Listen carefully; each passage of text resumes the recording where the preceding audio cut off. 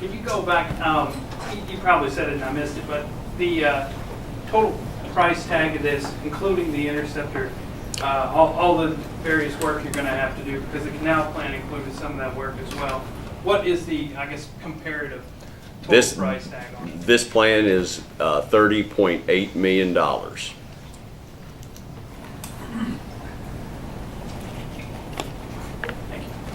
So how do you save 67 when you're already spending? 69.7 plus 100,000 at least a year for annual So maintenance. you mentioned about 70 million, but you're going to spend 30, so have you saved 40? There's or- different phases to what the city had planned on doing prior to this. There was this $69.7 million plan. Then they were going to come back and spend the $30.8 million plan.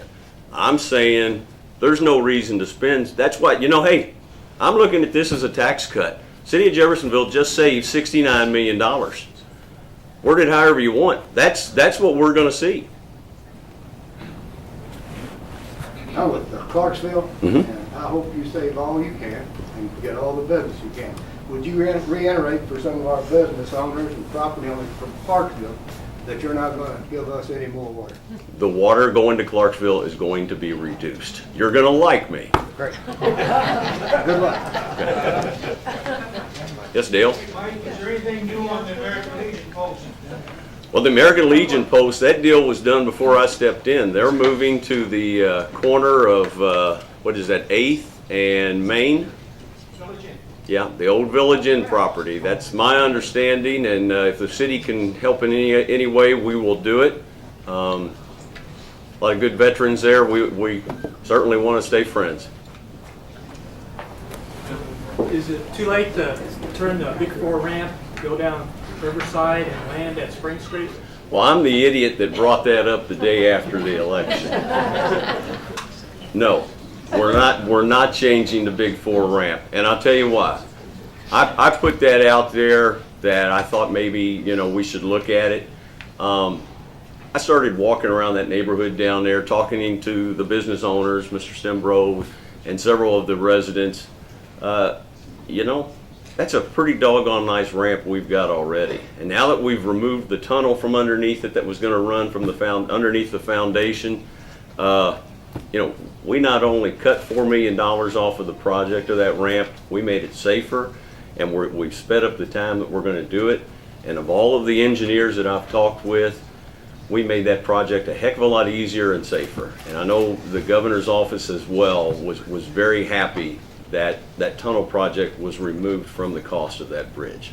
But, hey, I'm open to ideas, but that's not a good one.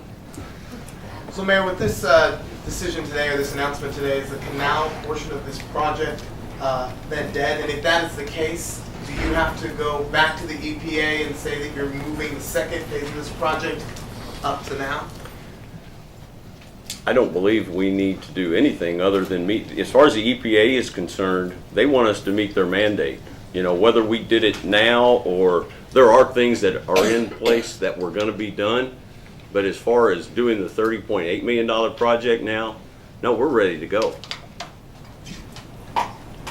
It's my understanding that a good portion of the city council was actually in favor of the canal, whether they should be or not, that's a different opinion. But is this something that's totally within your control, or is it something that has to be agreed upon with the council, or is it something that you can just decide and we are along for the ride? Well, it's my understanding, I had one of our engineers discuss this whole project with the city council. I don't want to speak for them, but I believe they share the views here and now, or at least the majority of them do. I think it's all about saving money for Jeffersonville and meeting the EPA demand. I know there's people in this room that want the canal. My wife would like to have a nicer car. Under my watch, Jeffersonville is going to do what it can afford. And we're going to make things nice, and we're going to make things attractive. But, the canal, we don't have the money in our wallet to pay for it. I'm not going to make people pay more taxes in order to build it. Do they have to sign off on it, though, back to his question? Do they have to sign off? No. No. No. Mayor, why don't you clarify something? My understanding is you said that you're going to decrease the amount of water going into Cane Run. But I thought I heard you say you're going to increase the No, amount no, of no, water no, no, going no. into Mill Creek. Move Or up do I have closer, that John. backwards? Move up closer. No, we are decreasing, we are gonna be decreasing the amount of water running to Cane Run by up to 1/3. Okay. But didn't you say you're going to increase the flow into Mill Creek? Yes. Jorge says yes. All right. You are aware that Clarksville has had a major collapse of our outflow, and we're relocating that pipe into Mill Creek. And the two of us together are going to be dumping quite a lot of water into that creek. I can I assume you all use Jacoby Tunes and Lands I as well. think I know the man. And I hope they continue to do it also, but the relocation of the outfall from your wastewater treatment plant is way downstream of where we're talking about, and it's actually closer to the river. I was in a meeting the other day with Clarksville and the Department of Natural Resources, and it's much more in the ponding area of the river. So what we're doing will have no effect into that. Also, I mean, I want to, reiterate, it's important that the flood control district is initiating steps and trying to increase the flood pumping capacity of the Mill Creek pump station and the Cane Run pump station that occurs right before it goes into the river. It's part of the flood control system. So all those projects, need to come together to make things work better. But that's where it's at. Anybody else? Please. Mayor, the old plan included some acquisitions along 8th and Ohio in that neighborhood because of the flooding.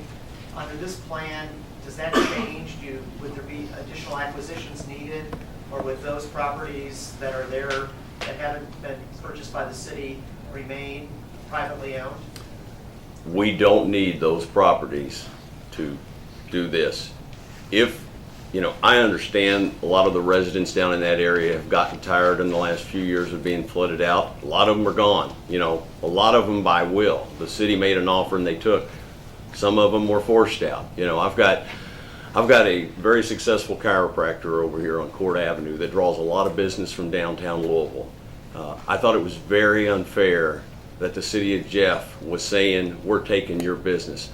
The family has spent a lot of money upgrading that building his business up, and to come in and say, we're gonna give you fair market value on your business, you gotta go someplace else, that's wrong. That's not what the city of Jeff, the leaders, should be doing for people. If people on 8th and Ohio are there now and they want to remain, I'm not going to force them out. If they're interested in, selling, hey, we can talk, but I'm not going to be the guy pushing somebody out their door. Anything else?